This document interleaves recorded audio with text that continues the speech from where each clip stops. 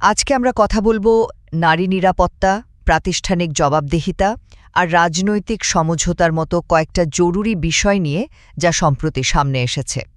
দেখুন, বাংলাদেশ আর পশ্চিমবঙ্গে সম্প্রতি এমন কিছু ঘটনা ঘটেছে যা নিয়ে বেশ আলোড়ন তৈরি হয়েছে। চলুন একদম আসল পয়েন্টগুলো জেনে নিই, যেগুলো আপনার জানা দরকার। প্রথমে আসি পশ্চিমবঙ্গের দুর্গাপুরের ঘটনাটায়। ওড়িশার এক মেডিকেল ছাত্রীর ওপর গণধর্ষণের যে ভয়াবহ অভিযোগ উঠেছে, সেটা কিন্তু নারী নিরাপত্তা নিয়ে আবার সবাইকে ভাবাচ্ছে। পুলিশ ৫ জনকে গ্রেফতার করেছে ঠিকই, কিন্তু মুখ্যমন্ত্রী মমতা ব্যানার্জির একটা মন্তব্য, মানে রাতে ছাত্রীদের বাইরে না বেরোনোর পরামর্শ, সেটা নিয়ে কিন্তু বেশ সমালোচনা হচ্ছে। ভিকটিম ব্লেমিংয়ের অভিযোগ উঠছে। ভুক্তভোগীর পরিবার তো খুবই আতঙ্কে আছে, আর জাতীয় মহিলা কমিশনও তাদের গভীর উদ্বেগ জানিয়েছে।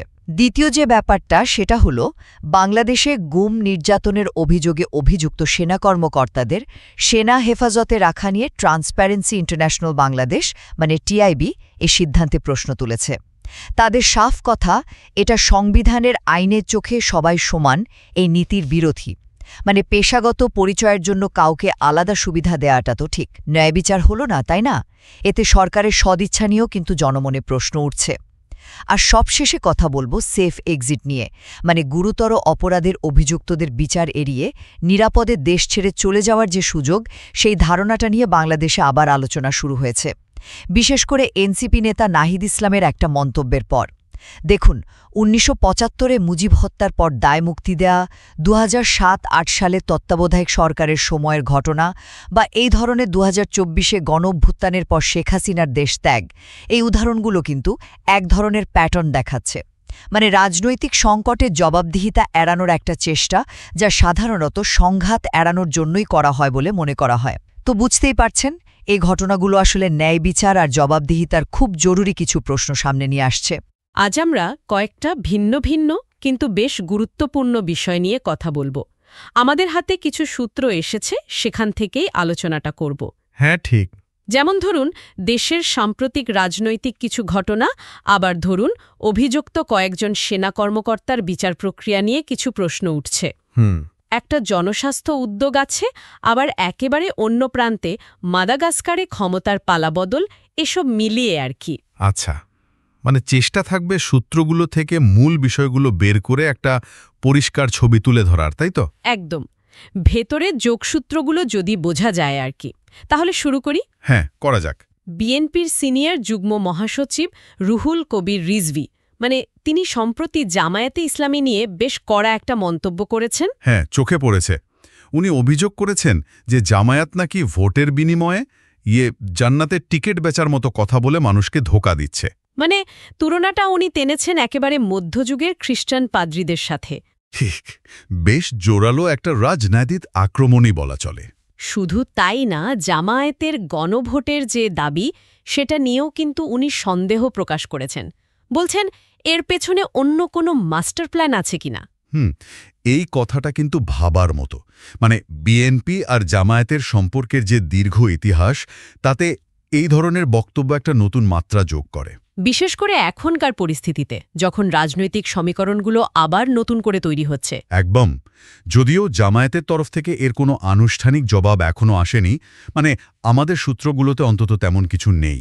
আচ্ছা, রাজনীতির এই উত্তাপের বাইরে চলুন একটু আন্তর্জাতিক দিকে যাই। মাদাগাস্কার ভারত মহাসাগরের দ্বীপ দেশ। হ্যাঁ, সেখানে তো একটা বড় ঘটনা ঘটে গেছে। সেনাবাহিনী ক্ষমতা নিয়েছে। ঠিক, প্রেসিডেন্ট আন্দ্রি রাজুয়েলিনা, উনি তো দেশ ছেড়ে পালিয়েছেন গণবিক্ষোভের মুখে। হ্যাঁ, আর তার ঠিক আগেই সে দেশের সংসদ সদস্যরা প্রেসিডেন্টকে অভিশংসনের পক্ষে ভোট দিয়েছিলেন। অঞ্চলে কি প্রভাব ফেলবে সেটা দেখতে হবে। আচ্ছা, এবার দেশের ভেতরের একটা উদ্বেগের খবরে আসি। ট্রান্সপারেন্সি ইন্টারন্যাশনাল বাংলাদেশ, মানে টিআইবি। হ্যাঁ, টিআইবি একটা বিষয় নিয়ে বেশ উদ্বেগ জানিয়েছে। ব্যাপারটা হলো, আগের সরকারের সময়ে গুম, বিচার বহির্ভূত হত্যাকাণ্ড, নির্যাতনের অভিযোগে অভিযুক্ত কয়েকজন সেনা কর্মকর্তা, হ্যাঁ, তাদেরকে কারাগারে না রেখে সেনানিবাসে, মানে সেনা হেফাজতেই রাখা হয়েছে। ঠিক। আর টিআইবি বলছে এটা সংবিধানের যে মূলনীতি, আইনের চোখে সবাই সমান, সেটার সাথে ঠিক সঙ্গতিপূর্ণ না। টিআইবির নির্বাহী পরিচালক ড. ইফতেখারুজ্জামান, উনি তো সরাসরি প্রশ্ন তুলেছেন। কি বলেছেন তিনি? বলছেন যে একই অভিযোগে যদি বেসামরিক কেউ কারাগারে থাকে তাহলে সেনা সদস্যদের জন্য এই বিশেষ ব্যবস্থা কেন? খুব যুক্তিসঙ্গত প্রশ্ন। তার মতে এই বৈষম্যমূলক আচরণ বিচার প্রক্রিয়া নিয়ে মানুষের মনে সন্দেহ তৈরি করবে। দেখুন, আইনের শাসনের মূল কথাই তো এটা, তাই না? মানে অভিযুক্ত ব্যক্তির পরিচয় যাই হোক, আইন সবার জন্য সমান হওয়া উচিত। এই ঘটনাটা সেই মৌলিক নীতিটাকেই প্রশ্নের মুখে ফেলে দিয়েছে। সরকারের বা সংশ্লিষ্ট কর্তৃপক্ষের কোনো ব্যাখ্যা কি এসেছে এর? মানে কেন এই বিশেষ ব্যবস্থা? না, আমাদের সূত্র অনুযায়ী সেরকম কোনো আনুষ্ঠানিক ব্যাখ্যা এখনও জনসম্মুখে আসেনি। আচ্ছা, এই সব কিছুর মধ্যেই কিন্তু একটা ভালো খবরও আছে জনস্বাস্থ্য নিয়ে। ও আচ্ছা, কি সেটা? দেশে প্রথমবারের মতো সরকারি উদ্যোগে শিশুদের টাইফয়েড টিকা দেওয়ার কর্মসূচি শুরু হয়েছে। এটা তো খুবই ভালো খবর। হ্যাঁ, এবং শুনলাম ইতোমধ্যে ৩২ লাখেরও বেশি শিশুকে টিকা দেওয়া হয়ে গেছে। বাহ, বেশ বড় সংখ্যা। টিকাটার নাম কি? টিকাটা হলো TCV, মানে টাইফয়েড কনজুগেট ভ্যাকসিন। স্বাস্থ্য বিভাগ বলছে এটা নিরাপদ, কার্যকর, বিশ্ব স্বাস্থ্য সংস্থা বা WHO অনুমোদিত এবং কি হালাল সার্টিফাইডও। আচ্ছা, এটা তৈরি করেছে কারা? নামে একটা কোম্পানি, GSK এর প্যাটেন্টের আওতায়। আর সরবরাহ করছে গাভি আন্তর্জাতিক টিকা জোট যারা। কিন্তু একটা ব্যাপার হচ্ছে, কিছু অভিভাবকের মধ্যে নাকি টিকার পার্শ্বপ্রতিক্রিয়া বা এটা কতটা কাজ করবে তা নিয়ে একটু দ্বিধা বা উদ্বেগও আছে। এটা মাঝে মাঝে হয়। এর কারণ কি হতে পারে? কোভিডের টিকার অভিজ্ঞতা থেকে হয়তো সূত্রগুলো সেরকমই ইঙ্গিত দিচ্ছে। হতে পারে। তবে দেখুন, স্বাস্থ্য বিশেষজ্ঞরা কিন্তু খুব জোর দিয়েই বলছেন যে এই টিসিভি টিকাটা বৈজ্ঞানিকভাবে নিরাপদ আর কার্যকর। টাইফয়েড তো মারাত্মক একটা রোগ, পানিবাহিত। হ্যাঁ, অবশ্যই। বিশেষ করে শিশুদের জন্য এটা খুব জরুরি, কারণ অ্যান্টিবায়োটিক রেজিস্ট্যান্স যেভাবে বাড়ছে তাতে টাইফয়েডের চিকিৎসা কঠিন হয়ে যাচ্ছে। বছরে প্রায় ৫.৫ লাখ মানুষ আক্রান্ত হয়, প্রায় ৮,০০০ মারা যায়। বেশিরভাগই শিশু। হ্যাঁ, ৬৮% শিশু। তাই এই টিকার গুরুত্ব আসলে অনেক। তাহলে একদিকে যেমন টিকার প্রয়োজনীয়তা এনর্ম, অন্যদিকে মানুষের মনের দ্বিধা দূর করা, আস্থা অর্জন করা, এটাও একটা বড় চ্যালেঞ্জ। ঠিক। সব মিলিয়ে আজকের আলোচনা থেকে একটা মৌলিক প্রশ্ন কিন্তু সামনে আসছে, তাই না? হ্যাঁ, আসলেই।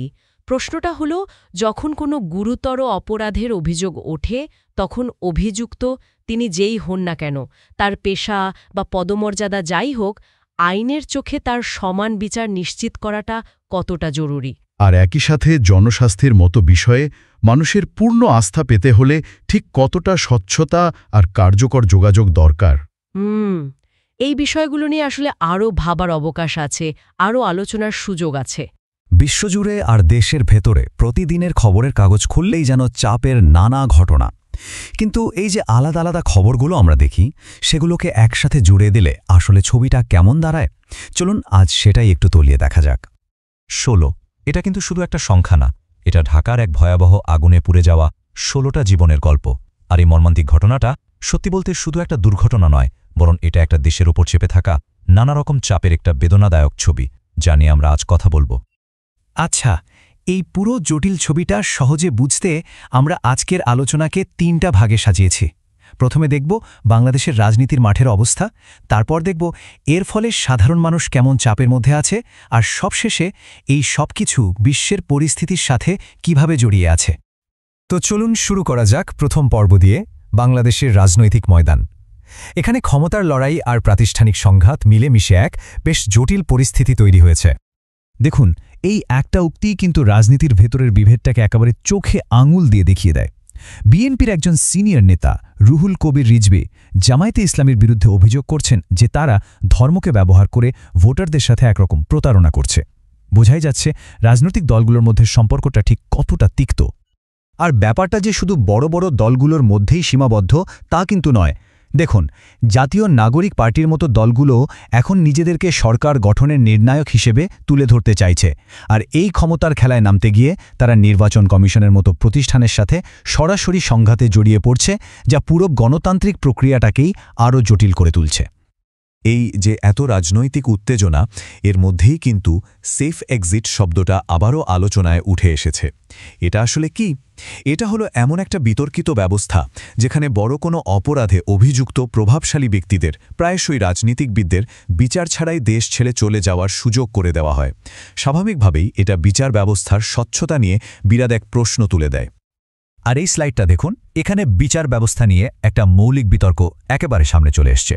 একদিকে টিআইবির মতো সংস্থা প্রশ্ন তুলছে অভিযুক্ত সেনা কর্মকর্তাদের বিশেষ সামরিক হেফাজতে রাখাটা কতটা আইনসম্মত, আর অন্যদিকে সরকার ঢাকা সেনানিবাসের একটা ভবনকে তাদের জন্য অস্থায়ী জেল হিসেবে ঘোষণা করেছে। তো প্রশ্নটা এখানেই ওঠে, আইন কি আসলেই সবার জন্য সমান? রাজনীতির মাঠের এই যে এত উত্তাপ, এটা কিন্তু শুধু ক্ষমতার অলিন্দেই আটকে থাকে না, এর আঁচ এসে পড়ে সরাসরি সাধারণ মানুষের উপর। তো চলুন এবার দ্বিতীয় পর্বে দেখি এই সংকটগুলো সাধারণ মানুষের জীবনে ঠিক কী ধরনের চাপ তৈরি করছে। আমরা আবার ফিরে এলাম সেই 16 সংখ্যাটিতে। মিরপুরের গার্মেন্টস আর রাসায়নিক গুদামের আগুন কেড়ে নিয়েছে এই 16টি প্রাণ। আর এই ভয়াবহ দুর্ঘটনা কিন্তু চোখে আঙ্গুল দিয়ে দেখিয়ে দেয় যে কর্মক্ষেত্রে নিরাপত্তা বা সরকারি নজরদারির মতো বিষয়গুলোতে কত বড় ঘাটতি রয়ে গেছে। একদিকে যেমন দুর্ঘটনা, অন্যদিকে রাস্তায়ও কিন্তু অস্থিরতা কম নয়। দেখুন, শিক্ষকরা তাদের ন্যায্য বেতন ভাতার দাবিতে শান্তিপূর্ণভাবে সচিবালয়ের দিকে যাচ্ছিলেন, কিন্তু পুলিশ ব্যারিকেড দিয়ে তাদের আটকে দিল। এই ঘটনাটা নাগরিকদের প্রতিবাদের অধিকার আর রাষ্ট্রের ভূমিকা নিয়ে একটা তানাবকে খুব স্পষ্ট করে তোলে। সামাজিক অস্থিরতার পাশাপাশি আরেকটা বড় সংকট কিন্তু জনস্বাস্থ্য খাতেও চলছে। এই বছর ডেঙ্গুতে মৃতের সংখ্যাটা দেখুন, 238, আর এটা কিন্তু বেড়েই চলেছে। এই সংখ্যাটাই বলে দেয় যে দেশের স্বাস্থ্য ব্যবস্থা ঠিক কতটা চাপের মধ্যে আছে। আচ্ছা, এতক্ষণ তো আমরা দেশের ভেতরের চাপগুলো দেখলাম, এবার চলুন একটু দেশের বাইরে তাকাই। কারণ বাংলাদেশের এই সমস্যাগুলো কিন্তু একা একা ঘটছে না, বরং এগুলো একটা অস্থির বিশ্ব পরিস্থিতিরই অংশ। একটা উদাহরণ দিই, হাজার হাজার মাইল দূরে মাদাগাস্কারে কি হলো দেখুন। প্রেসিডেন্টকে সরিয়ে দিয়ে সেনাবাহিনী ক্ষমতা দখল করে নিল। এই ঘটনাটা কিন্তু বিশ্বজুড়ে একটা ট্রেন্ডের দিকেই ইঙ্গিত করে। গণতান্ত্রিক প্রতিষ্ঠানগুলো দুর্বল হয়ে পড়ছে আর রাজনৈতিক অস্থিরতা বাড়ছে। এটা বাংলাদেশের মতো দেশগুলোর জন্য একটা সতর্ক বার্তার মতো। আন্তর্জাতিক সংঘাতের চিত্রটা তো আরও অনেক বেশি ভয়ঙ্কর। জাতিসংঘের একটা রিপোর্ট বলছে গাজার 80%-এরও বেশি ভবন হয় ধ্বংস হয়ে গেছে, না হলে ক্ষতিগ্রস্ত। এই সংখ্যাটা শুধু ইট পাথরের ধ্বংসস্তূপের গল্প বলে না, এটা একটা মারাত্মক মানবিক বিপর্যয় আর আঞ্চলিক অস্থিরশীলতার ভয়াবহ চিত্র তুলে ধরে। আর এই ধ্বংসের প্রভাব যে শুধু গাজাতেই আটকে থাকবে তা কিন্তু না। জর্ডানের বাদশাহ দ্বিতীয় আবদুল্লার মতো নেতারা তো সরাসরি হুঁশিয়ারি দিচ্ছেন যে ফিলিস্তিন সমস্যার সমাধান না হলে পুরো মধ্যপ্রাচ্যই অস্থিতিশীল হয়ে পড়তে পারে। আর তার আজ যে সারা বিশ্বে লাগবে সেই আশঙ্কাও কিন্তু উড়িয়ে দেওয়া যায় না। তাহলে দেখুন, ঢাকার রাজনৈতিক সংঘাত থেকে শুরু করে বিদেশের যুদ্ধ, সবকিছুই যেন একটা সুতোয় বাঁধা। শেষ প্রশ্নটা শুধু এটা নয় যে সামনে কি হতে চলেছে। আসল প্রশ্নটা হলো, যখন একটা দেশ ভেতর থেকে আর বাইরে থেকে দুই দিক থেকে এত চাপের মুখে পড়ে, তখন সে কিভাবে নিজের স্থিতিশীলতা ধরে রাখবে, কিভাবে তার জনগণের জন্য একটা নিরাপদ ভবিষ্যৎ নিশ্চিত করবে।